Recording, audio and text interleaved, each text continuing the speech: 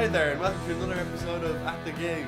I'm one of your hosts, Jared. And I'm the other one of your hosts, Kieran, and this is episode 11.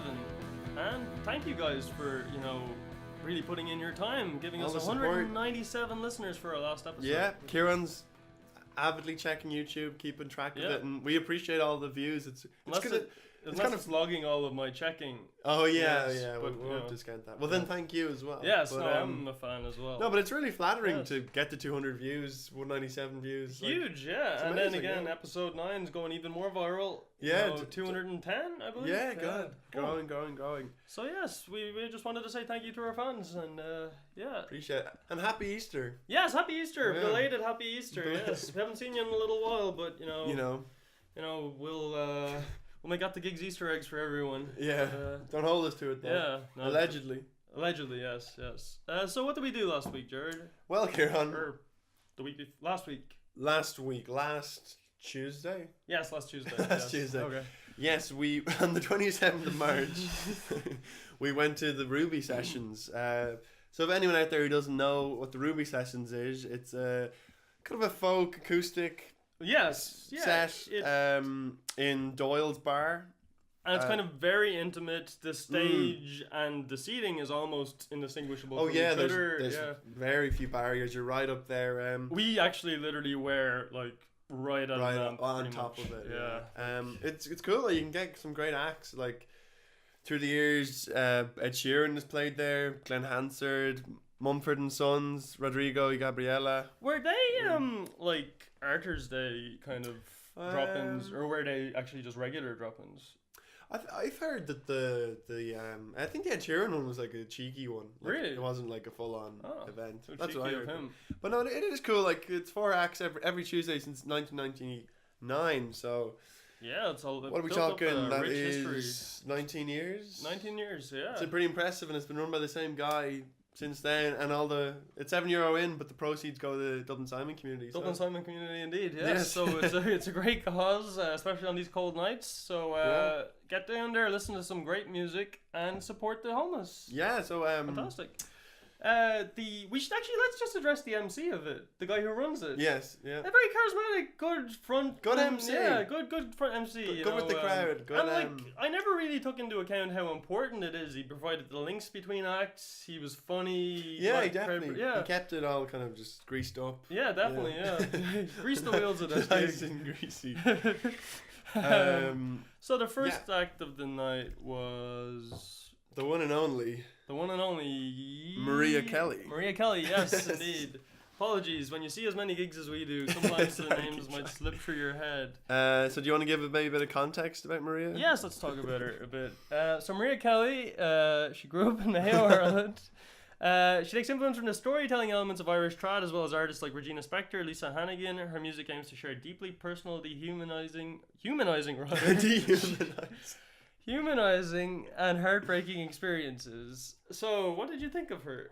I thought she was great. I'm just reading here. 2017, she was named one of the 50 people to watch. Yeah. Not even as musicians, just 50 people to watch. Just 50 people in the world.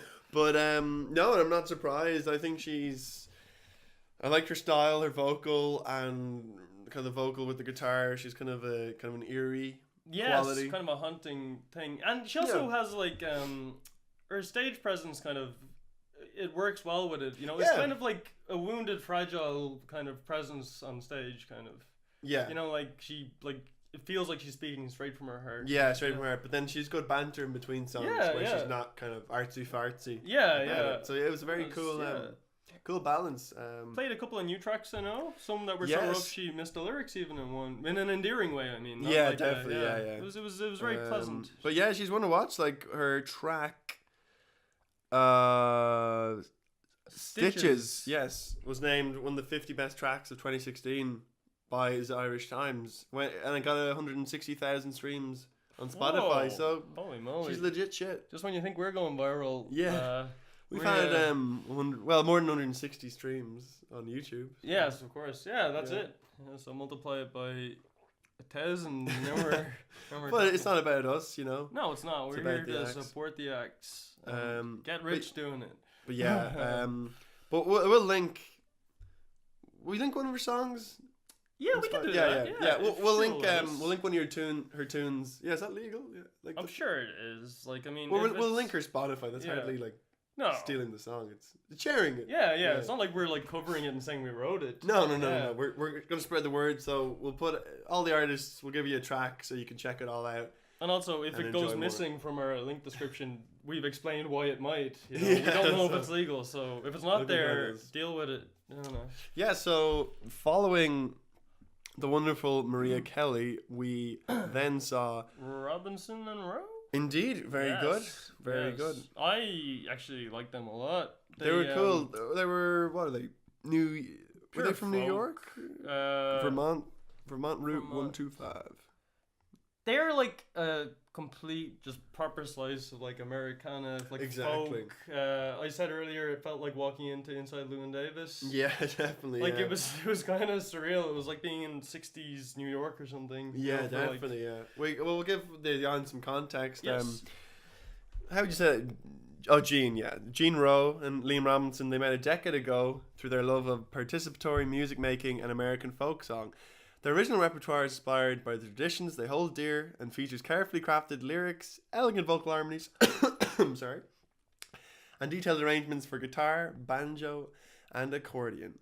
Yes, and they put it to great use. It was nice to see an accordion on stage, you know. It was amazing, wasn't it? To me it sounded like synthy. Yes, and you know when he was I'm sorry, I don't know anything about an accordion. You know when he was playing the accordion? Yeah.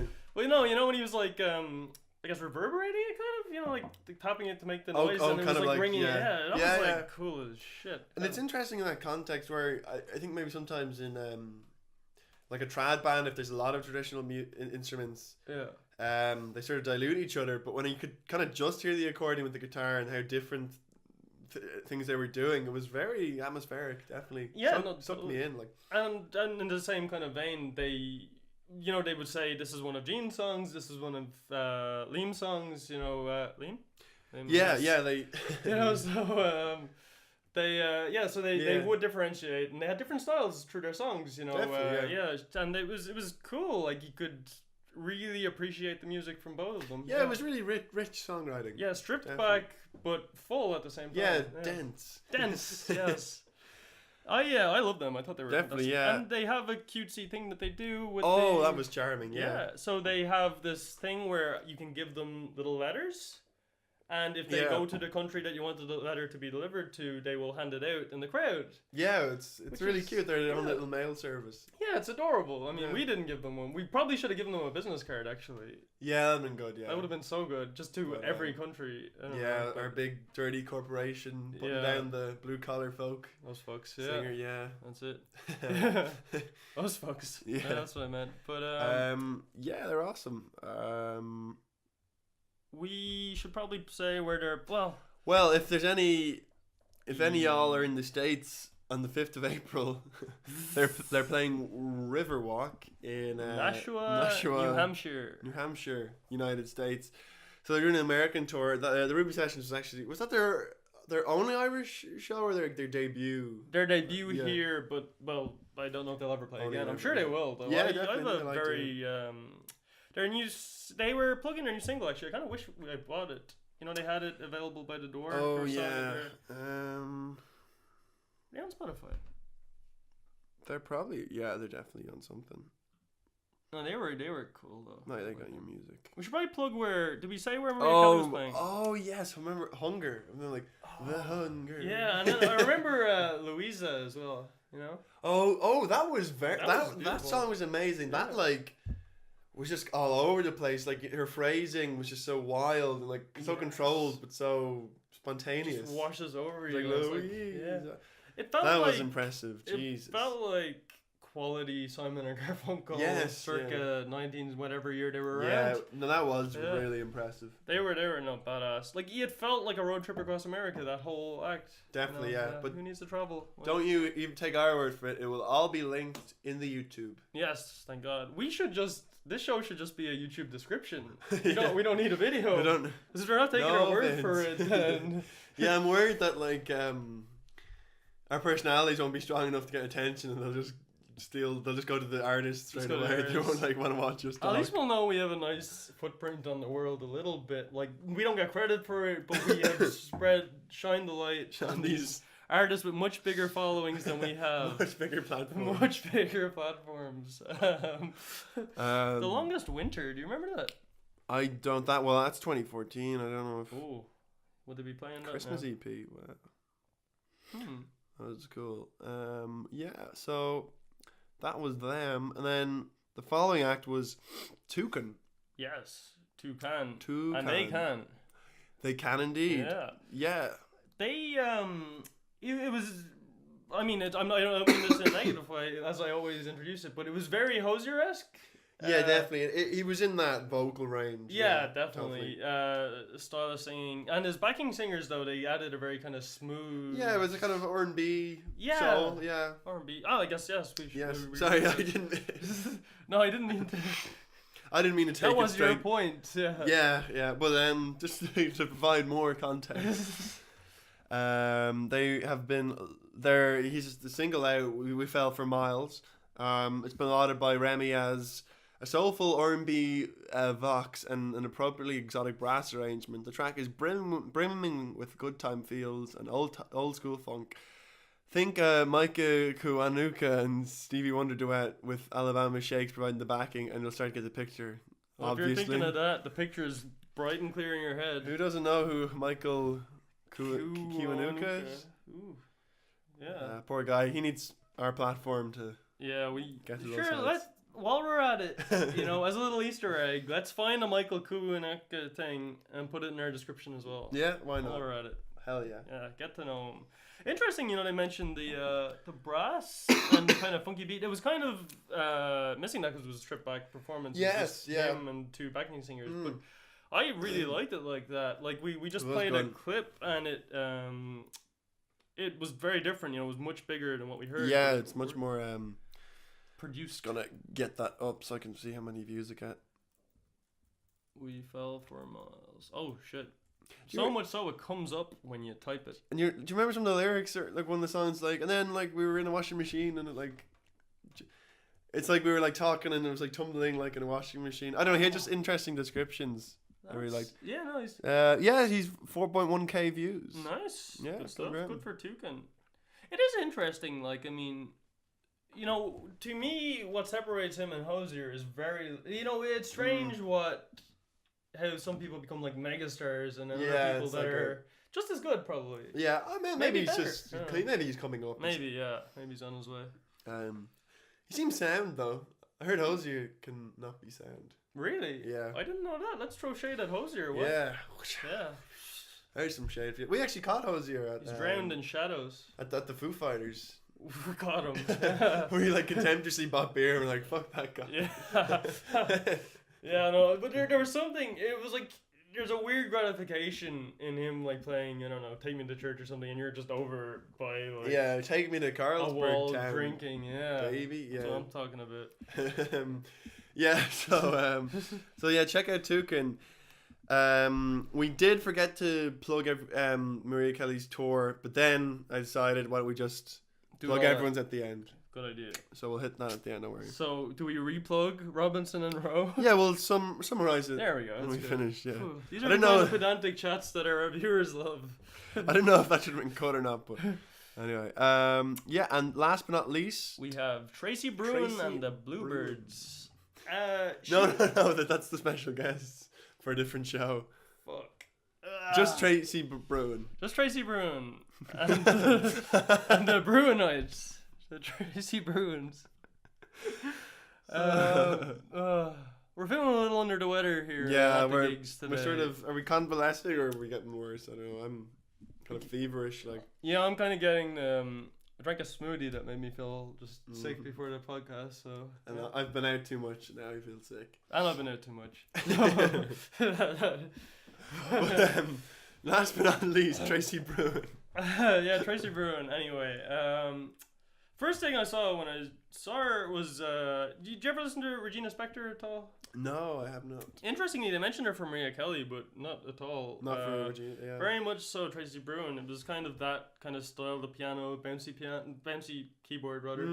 Yeah, and very very quirky kind of lyrical content or Yes, arrangements. exactly. It's all very kind of non-traditional. You know, syllables stretched out in unusual ways and things. Yeah, no, I thought it was cool. I thought it was fun. Performance, Allegedly, I gave a business card to her. Allegedly? Allegedly, yes. A little bit too much to drink, don't remember. But yeah, so Tracy is Galway's original solo artist of the year, 2015. Her music combines a mixture of indie folk with hints of blues. She's a multi-instrumentalist and classically trained singer. She engages a wide vocal range to explore the elements of the voice as an instrument in her songs. The musicians in her band come from a wide variety of musical backgrounds, with each member bringing diversity and creativity to create a rich and interesting sound. Yes. Need I say more? No. That's that. Did you enjoy her? I did enjoy her, yeah. Yeah, no, it was cool. Yeah, it's just an interesting kind of...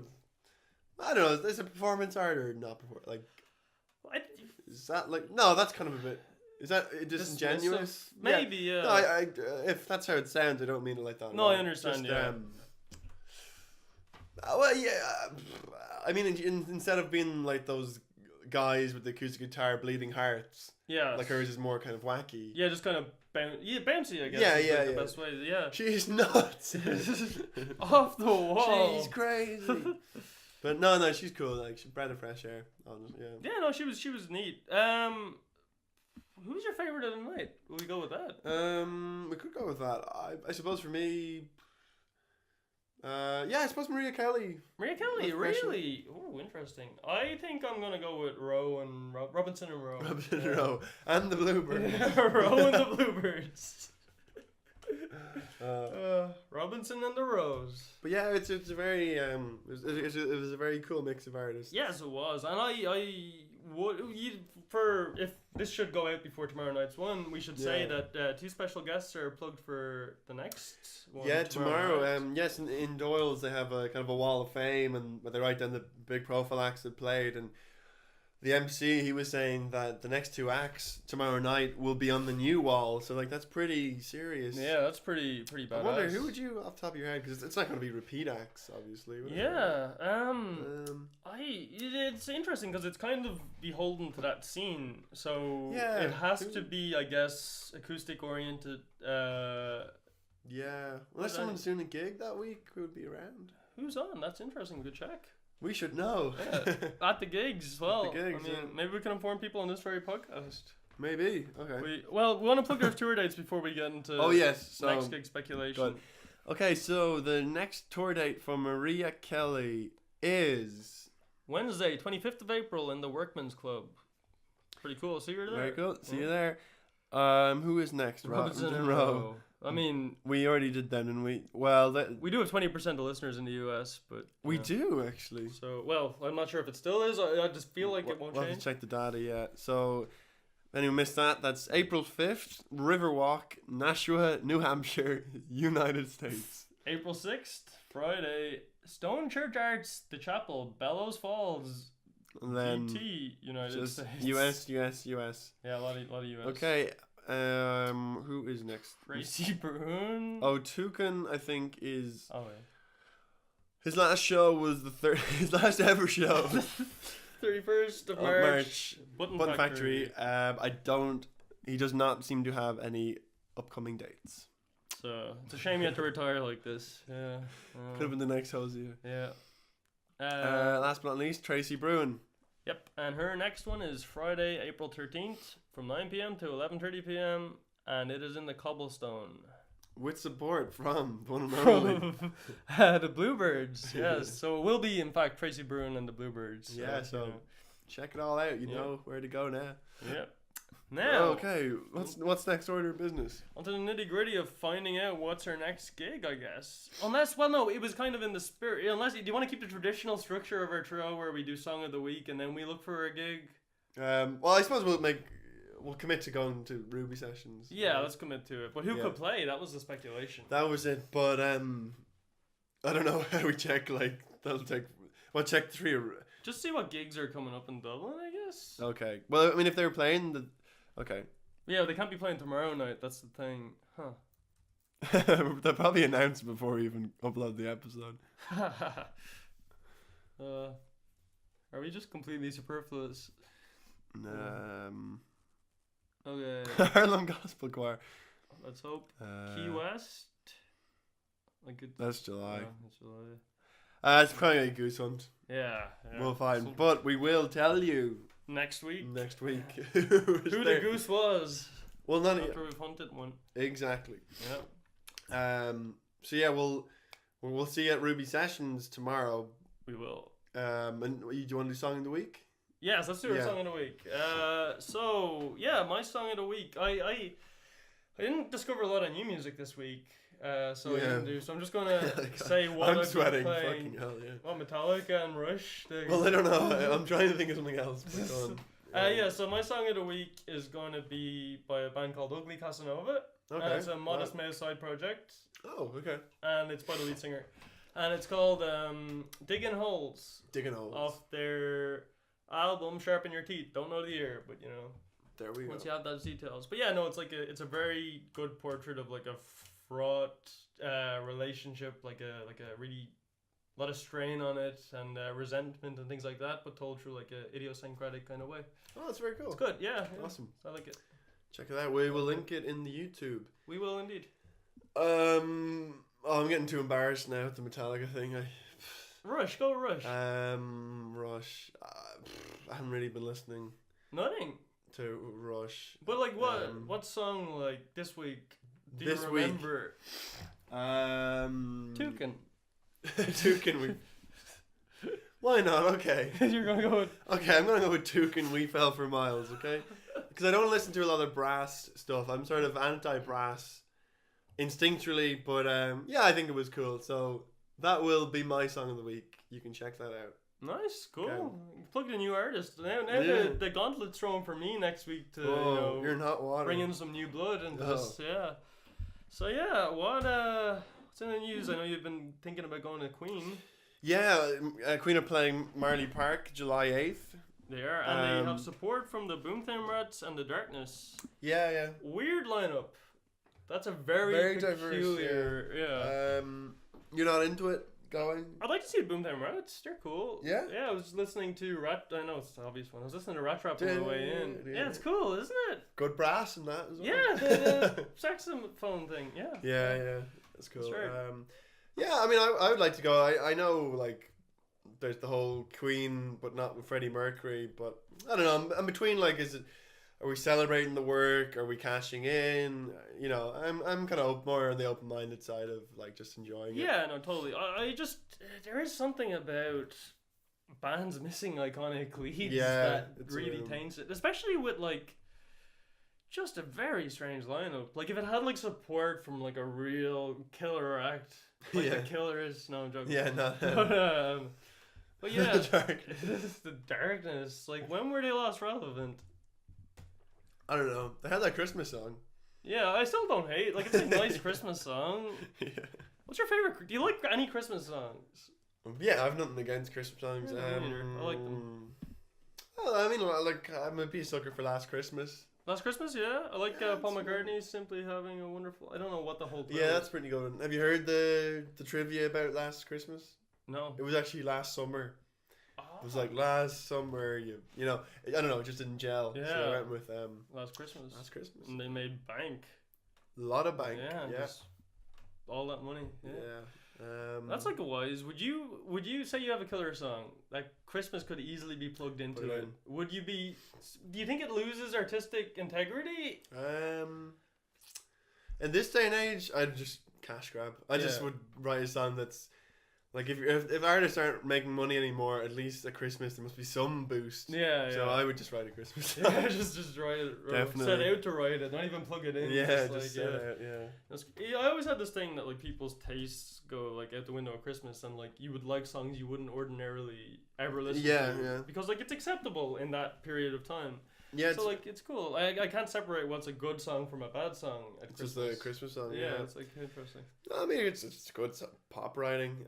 But yeah, like when I listen to the Eagles, they have one Christmas song, but I actually deleted it from my iPhone because I didn't like the transition from like just songs to a festive song. Yeah. Like the sound of like snow bells or whatever. It's just like, what? This is so jarring. So I actually just canned the whole thing. It's a ballsy move, including one on an album, because it kind of dates an album, like it puts it in a time of year, you know, like I don't know. Thank God it's a Christmas podcast. Yeah, Ellie, not to go into any tangents. Are we good or how long is this? How long must we? We're just blowing off the cobwebs this week. We had a week break. Sickness. Too many Easter eggs. 8 that's probably 25 minutes. 25 minutes. That's enough, right? Yeah. 28 minutes. Yeah. Oh my God. All right. Too much. 3 minutes too much, to be precise. So tomorrow night, Repossessions, 9. Is it 8 or 9? It's at 9 on the site. Oh, 9, okay. 9 it is, yeah. That's kind of uncomfortably... Get there earlier. Yes, definitely get there earlier. Get there 7:30, Doyle's. Yes, because there will be a queue up the stairs. Oh, way Some people think it's for the toilet rather than practically, but yeah. Oh yeah, remember that? Remember the train spotting guy? Who's the train spotting guy? You remember the like shaved head guy who like talked and he's just like squelch or something, just like, and you're like, oh, train spotting. I have no recollection. Oh no, that whole night's just a little bit blurry. But anyway, more adventures coming tomorrow. Yes, plenty more. So yeah, I've been Kieran. I've been Jared. And this has been At The Gigs episode 11, and we promise it'll be a little bit less disconnected next week. Next week. Yes. Peace Bye. out. Bye. Ooh.